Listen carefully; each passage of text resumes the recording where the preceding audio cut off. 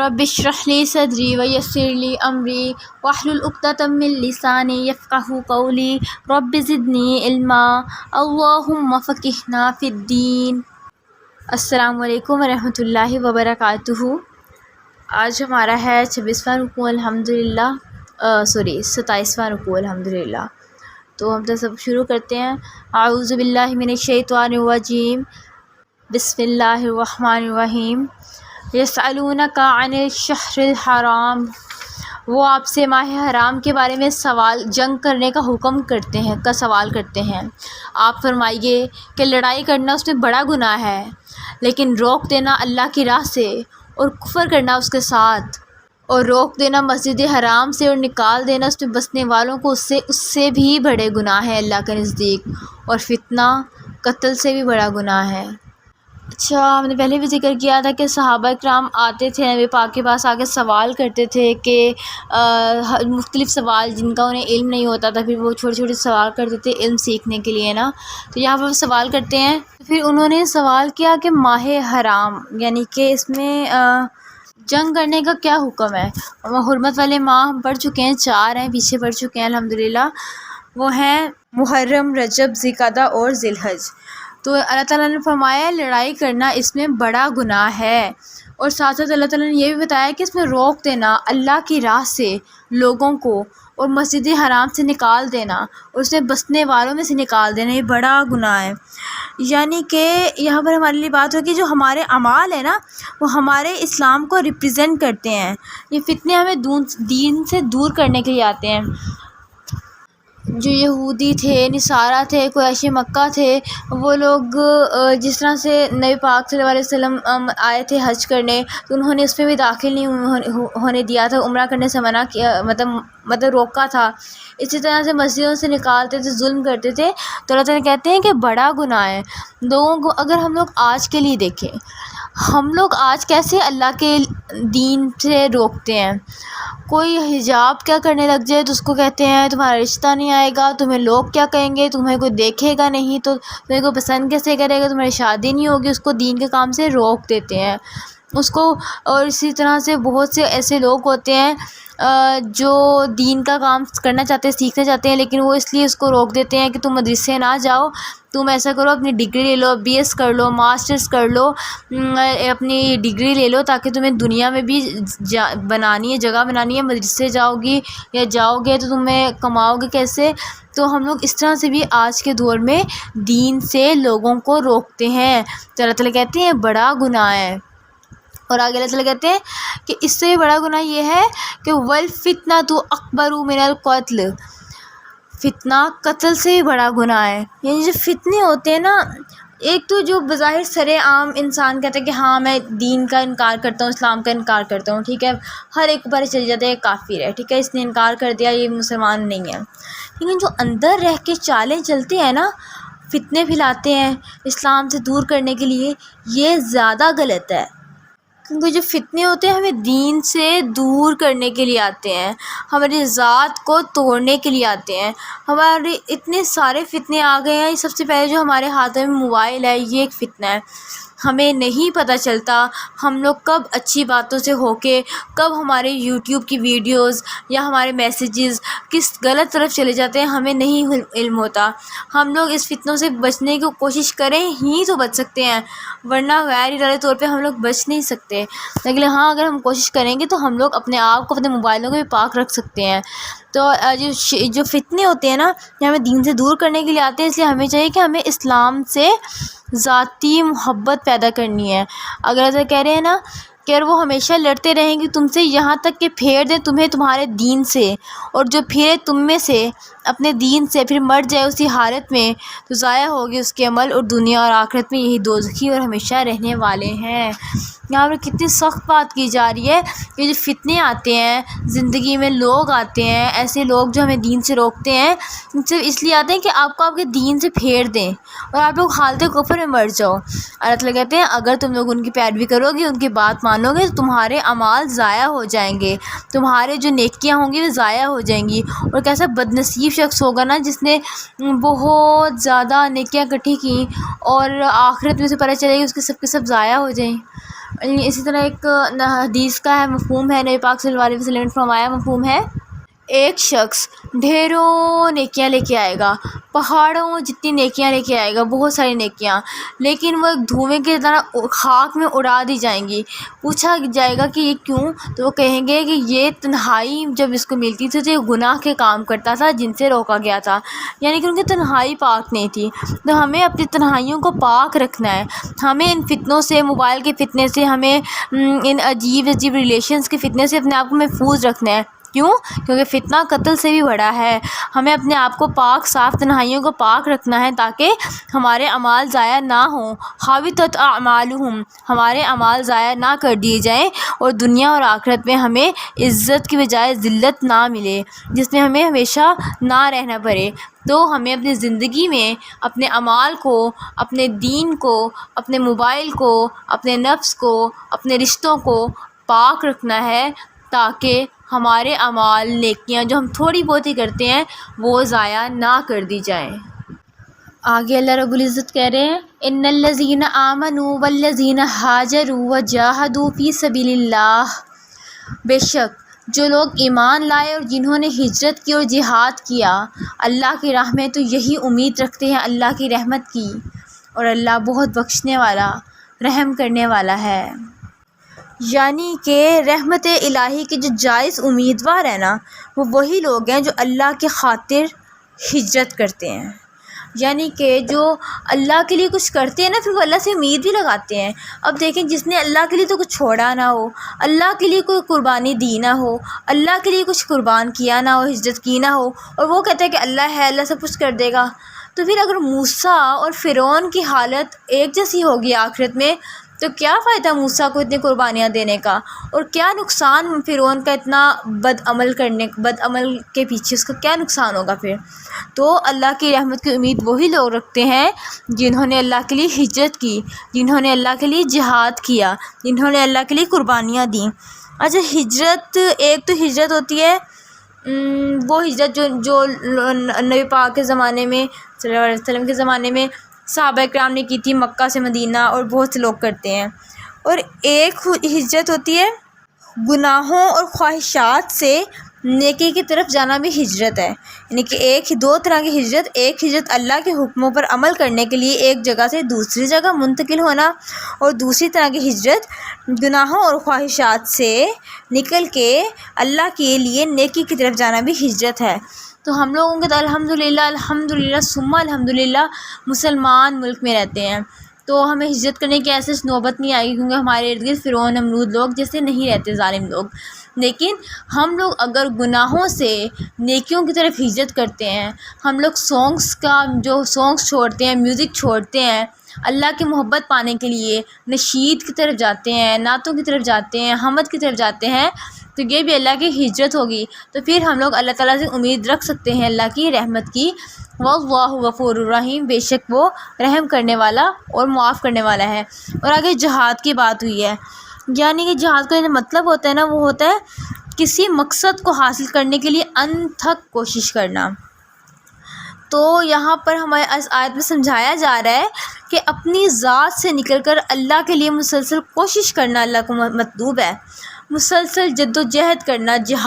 جد و جہد اسی سے نکل رہا ہے نا، اس کا روٹ ورڈ ملتے ہیں نا، تو اس ہمیں اللہ تعالیٰ نے ہم سے رزلٹ نہیں مانگا، اللہ تعالیٰ نے صرف کوشش مانگی ہے۔ اللہ تعالیٰ کو ہماری کوشش مطلوب ہے، اللہ تعالیٰ چاہتے ہیں بس کوشش کریں میرے بندہ، انہوں نے ہم سے پرفیکٹ ہونا نہیں مانگا۔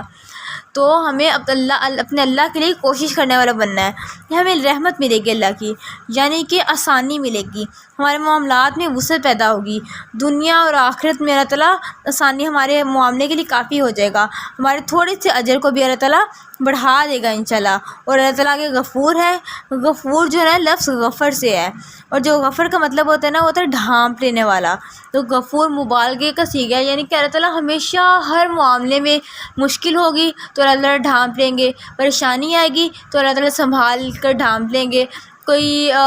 راز ہوگا جو ہمیں تکلیف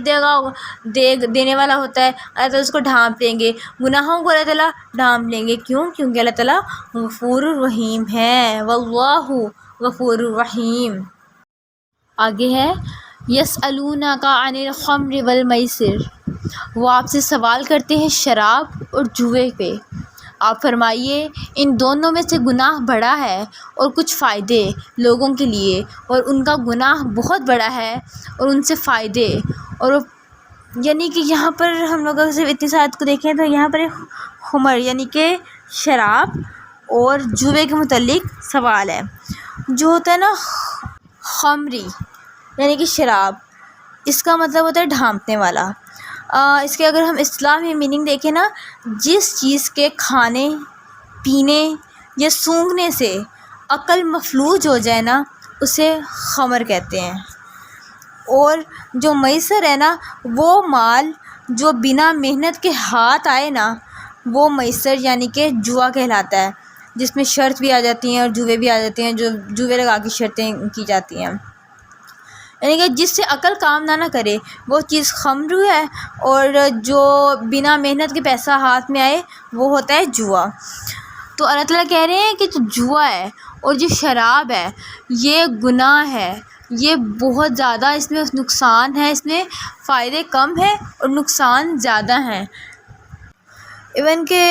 جو حدیث ہے نا، شراب ہے نا، اس کو ام الخبائث کہا جاتا ہے، یعنی کہ گناہوں کی ماں۔ اور اس سے جو نقصان ہمارے سامنے آتے ہیں نا، اس سے انسان عبادت نہیں کر سکتا شعور کے ساتھ، یعنی کہ شراب، جب انسان شراب کی حالت میں ہوتا ہے، نشے کی حالت میں ہوتا ہے، تو شعور کے ساتھ عبادت نہیں کر سکتا، اللہ کی ناراضگی کا باعث بنتا ہے، آخرت میں بھی نقصان کا باعث ہوتا ہے۔ عقل سلا دیتی ہے، جب انسان کی عقل سو جاتی ہے تو حرام اور حلال کی تمیز بھول جاتا ہے، ہر برائی اس کے سامنے مزین ہونے لگتی ہے، ہر برائی اس کے سامنے اچھی دکھنے لگتی ہے جب وہ نشے کی حالت میں ہوتا ہے۔ جب وہ نشے کی حالت میں ہوتا ہے، نفرت، جھگڑا، بغض بڑھتا ہے، اس کا جو نشہ ہوتا ہے اس کو صحت کو نقصان پہنچاتا ہے، اس کا نشے سے اس کے مال میں مطلب کہ کمی ہوتی ہے، اس کا مال ضائع ہوتا ہے۔ تو یعنی کہ شریعت کا قاعدہ یہ ہے، شریعت کا جو قاعدہ نا وہ یہ ہے کہ جو بھی چیز ذہن، جسم، دل، عقل کو نقصان پہنچائے وہ حرام ہے۔ اگر ہم لوگ جوئے کے نقصانات کی بات کر لیں تو جوا کھیلنے والوں کے لیے اس سے جو دل میں ہوتا ہے نا، زیادہ سے زیادہ مال کی ہوس پیدا ہوتی ہے۔ انسان جوا کھیلنے والا بے یار و مددگار رہتا ہے۔ آپ لوگوں نے شاید کوئی بھی ڈراموں میں دیکھا ہو یا اپنی زندگی میں کبھی یہ تجربہ کیا ہو، جو لوگ جوا کھیلتے ہیں نا، ان کی فیملی بیک گراؤنڈ کوئی بھی نہیں ہوتا، ان کے گھر والے بھی اس کی عزت نہیں کرتے، وہ بے یار و مددگار ہوتا ہے، اس کے رشتے ختم ہو جاتے ہیں، وہ بیکار ہو جاتا ہے، وہ ہٹ درم ہو جاتا ہے نا۔ تو اللہ تعالیٰ نے یہاں پر یہی بتانے کی کوشش کی ہے کہ دین، اخلاق، معاشرے میں نقصان پیدا کرنے والی جو چیزیں ہوتی ہیں ان کو چھوڑ دیں، ان کے بے شک فائدے بھی ہوں، جیسے جوئے سے اگر ہم لوگ ایک فائدہ دیکھیں تو پیسہ بہت زیادہ ملتا ہے، محنت نہیں کرنی پڑتی۔ شراب کا فائدہ بھی بہت زیادہ تو نہیں ہے، لیکن شراب کے کچھ فائدے ہیں، سائنس بتاتی ہے یا کسی طرح سے نا، لیکن اللہ کہتے ہیں کہ اس میں فائدہ بے شک ہے لیکن اس کے نقصان زیادہ ہے۔ تو ہر وہ چیز جس کے فائدے کم ہوں یا نقصان یا جس سے اللہ تعالیٰ نے حرام کر دی تو بس وہ حرام کر دی، اس کو چھوڑ جانا چاہیے، چھوڑ دینا چاہیے۔ آگے اللہ تعالیٰ کہتے ہیں وہ سوال کرتے ہیں کہ کیا خرچ کریں، تو فرمائیے جو ضرورت سے زیادہ ہو وہ خرچ کریں، اسی طرح اللہ کھول کر بیان کرتا ہے تمہارے لیے اپنے حکموں کو تاکہ تم غور و فکر کرو۔ یہاں پر دوسری بات خرچ کرنے کی گئی ہے کہ کون سا مال خرچ کیا جائے، تو وہ مال خرچ کیا جائے گا جو ضرورت سے زائد ہو۔ جیسے اب ہماری جو کبرز میں ہوتے ہیں ڈھیر سارے کپڑے ہینگ ہوئے ہوتے ہیں، شادی کے علیحدہ، عام علیحدہ، اور کچھ تو کپڑے ہوتے ہیں کہ ہم لوگ اگلے سیزن میں اس کو ری اسٹچ کر لیں گے، ری ڈیزائن کر لیں گے، کچھ بھی کر لیں گے، پڑے رہتے ہیں، پھر کوئی 5 سال تک ہماری گٹریوں میں اور الماری میں پڑے رہتے ہیں۔ تو ہمیں اپنی زندگی میں جو بھی ایسی جیسے اللہ تعالیٰ نے فرمایا جو ضرورت سے زائد ہو، ہمیں اپنے کپڑوں کو دیکھنا ہے، اپنے پیسوں کو، جو چیزیں ایسی ہیں جیسے ہمارے اگر کچن کا ہم لوگ مشاہدہ کر لیں، سارے پتہ چھوڑے کچن کو دیکھ لیں، کچن میں گھر کے افراد ہیں 6، ٹھیک ہے، چائے پیتے ہیں ان میں سے 3، تمہارے گھروں میں جو سوس پین ہوتے ہیں وہ کوئی 3 4 ہوتے ہیں، جو چمچ ہوتے ہیں ڈفرینٹ ٹائپس کے، وہ بھی اتنے سارے ہوتے ہیں جو استعمال بھی نہیں ہوتے ہیں، پڑے رہتے ہیں بس کچن کی خوبصورتی کو انہینس کرتے ہیں لیکن استعمال نہیں ہوتے، تو ہم لوگ اسے پڑے رکھتے ہیں۔ تو ہمیں اپنی زندگی سے زائد چیزوں کو نکال دینا ہے۔ بوجھ، جب ہم نے کہیں سفر کرنا ہوتا ہے تو ہم لوگ زائد چیزیں نہیں نہ رکھتے کہ اس کا کیا فائدہ، رکھنے آئے میں بوجھ بڑھے گا، تو ہمیں اپنی زندگی میں، اپنی دنیا میں بھی بوجھ کو کم کرنا ہے، جو زائد چیزیں ان کو نکال دینا ہے، ان کو اللہ کی راہ میں دے دینا ہے۔ تو اللہ تعالیٰ کہتے ہیں یہی ہے جو تمہارے سامنے اپنی آیتوں کو کھول کر بیان کرتا ہوں تاکہ تم لوگ سمجھ سکو، تاکہ تم لوگ غور و فکر کرو۔ آگے ہے فی الدنیا والآخرہ، آخرت میں اور دنیا میں۔ وہ سوال کرتے ہیں یتیموں کے بارے میں، فرمائیے ان کی بھلائی کرنا بہتر ہے۔ اگر تم کاروبار میں انہیں ساتھ ملا لو تو تمہارے بھائی ہیں، اور اللہ خوب جانتا ہے بگاڑنے والوں کو اور سنوارنے والے سے، اور اگر اللہ چاہتا تو مشکل میں ڈال دیتا تمہیں، بے شک اللہ تعالیٰ بڑی قوت والا، حکمت والا ہے۔ صحابہ کرام پہ جب حکم آتے تھے نا تو وہ بہت زیادہ چھوٹے چھوٹے مسئلے بھی نا پوچھتے تھے، کہیں ہم سے گناہ نہ ہو جائے، کہیں ہم سے خرابی نہ ہو جائے، کہیں ہم سے کسی کا حق نہ مارا جائے، کہیں ہم زیادتی نہ کر بیٹھیں۔ تو پھر انہوں نے سوال کیا یتیموں کے بارے میں کیا حکم دیتا ہے نا اللہ تعالیٰ، تو اس میں اللہ تعالیٰ کہتے ہیں نبی پاک کو کہ فرمائیے کہ ان کے ساتھ بھلائی کرنا بہتر ہے۔ جیسے یہاں پر اللہ تعالیٰ نے کہا ہے نا کہ ان کے مالوں کے بارے میں، وہ اس زمانے میں ذرا سی بات پہ جنگیں ہو جاتی تھیں، اس نے اس کی بکری پکڑ لی، اس نے اس کا گھوڑا پکڑ لیا، اسی بات پہ نسل در نسل لڑائیاں ہوتی تھیں اور جنگیں ہو جاتی تھیں، تو بہت سارے لوگ یتیم بہت زیادہ ہوتے تھے نا، تو اللہ تعالیٰ نے کہا کہ اگر تو ان کے جو مال ہیں وہ آپس میں ملا لو، یعنی کہ ملانے سے مراد کہ ان کے جو یتیم ان کے وارث چھوڑ کے گئے ہیں وہ مال لو اور اپنے مال سے ملا لو، کوئی کاروبار کر لو، اس کو بڑھاؤ تو اس میں سے اس کا حصہ نکالتے جاؤ، تو اللہ تعالیٰ کہتے تمہیں کوئی گناہ نہیں ہے۔ اللہ تعالیٰ آگے کہتے ہیں کہ تو چاہتا تھا تمہیں مشکل میں ڈال سکتا تھا، لیکن وہ بڑی قوت والا، حکمت والا ہے۔ یہاں پر ہمیں 3 چیزیں نا دیکھنے کو ملی ہیں، سیکھنے کو ملی ہیں۔ ایک کہ مال ملایا جا سکتا ہے، دوسرا کہ مل کر کاروبار بھی کیا جا سکتا ہے، اور تیسرا وہ بھلائی کی نیت رکھتے ہوئے خرچ بھی کیا جا سکتا ہے۔ بھلائی کی نیت رکھتے ہوئے خرچ سے مراد کہ کوئی میں اس کو فی الحال لے لیتا ہوں، میں واپس کر دوں گا، یا اسی کا مال کسی ایسی جگہ پہ لگا دینا کہ بعد میں اس کو فائدہ ہو، تو بھلائی کی نیت سے خرچ بھی کیا جا سکتا ہے۔ اور ان اللہ عزیز الحکیم، اللہ تعالیٰ زبردست حکمت والا ہے۔ آگے ہے وَلَا تَنكِحُوا الْمُشْرِكَاتِ حَتَّى يُؤْمِنَّ، اور نہ نکاح کرو مشرک عورتوں کے ساتھ یہاں تک کہ وہ ایمان لے آئیں، اور بے شک مسلمان لونڈی بہتر ہے مشرک عورت سے اگرچہ وہ تمہیں پسند آئے، اور نہ نکاح کرو مشرک مردوں سے یہاں تک کہ وہ ایمان لے آئیں، اور بے شک غلام مومن بہتر ہے مشرک مرد سے اگرچہ وہ تمہیں پسند آ جائے۔ وہ بلاتے ہیں دوزخ کی طرف اور اللہ تعالیٰ بلاتا ہے جنت کی طرف اور مغفرت کی طرف اپنی توفیق سے۔ وہ کھول کر بیان کرتا ہے اپنے حکم لوگوں کے لیے تاکہ وہ نصیحت حاصل کرنے۔ یہاں پر نا نکاح کی شرط کا معیار بتایا گیا ہے۔ وہ کیا کہ جو کافر جو ہوتا ہے نا، بتایا تھا نا میں نے، کافر ہوتا ہے ایک تو اللہ کو نہ مانتا ہو، یہاں انہی کی بات ہو رہی ہے۔ جو مشرک ہوتا ہے وہ اللہ کی ذات، صفات، اختیار میں اللہ کو تو مانتا ہو لیکن اللہ کے ساتھ کسی اور کو شریک ٹھہراتا ہو، وہ مشرک ہوتا ہے۔ یہاں پر اللہ تعالیٰ نے کہا کہ جو عورتیں ہیں نا، مردوں کو پہلے حکم دیا گیا ہے کہ مشرک عورت سے نکاح حرام ہے۔ ہاں، اگر آپ لوگ اس کے بجائے کسی لونڈی جو مومن ہے مگر غلام نہیں ہے، غلام ہے، اس سے نکاح کر سکتے ہو، لیکن مشرک انسان سے نکاح نہیں کر سکتے۔ یہی حکم عورت کے لیے بھی ہے۔ مشرک کے ساتھ نکاح کرنے سے حرام کیوں کہا گیا ہے؟ کیونکہ مشرک عورت کے ساتھ یا مشرک مرد کے ساتھ یا مشرک عورت کے ساتھ نکاح کرنے سے حرام اس لیے کہا گیا کیونکہ اس سے دنیا کی محبت پیدا ہوتی ہے۔ جو مشرک ہوتا ہے وہ ہر وقت دنیا کا ذکر کرتا رہے گا تو ساتھ رہنے والا پر بھی دنیا کا اثر ہوگا نا، ظاہر پرستی کی عادت ہوتی ہے۔ جو مشرک لوگ ہوتے ہیں، اگر آپ لوگ غور کریں، یہودی ہوتے ہیں یا بہت سے ایسے لوگ ہوتے ہیں، وہ ہر وقت ان کو بس اپنی دنیا بہتر بنانے کی پڑی ہوتی ہے، ظاہر پرست ہوتے ہیں، دکھاوے والے ہوتے ہیں نا، تو ان کے ساتھ رہ کہ ہم پہ ظاہر سی بات ہے انسان پہ اثر پڑتا ہے اپنی صحبت کا۔ اور جو مشرک ہوتا ہے نا، وہ دنیا کو آخرت پر ترجیح دیتا ہے، یعنی کہ وہ ہر وقت دنیا دنیا دنیا کے فائدے، دنیا کے نقصان، دنیا کی خوشی، دنیا کی غمی کرتا رہتا ہے۔ اور جو ہوتا ہے نا، وہ مشرک کی صحبت کی حرص پیدا کرتی ہے،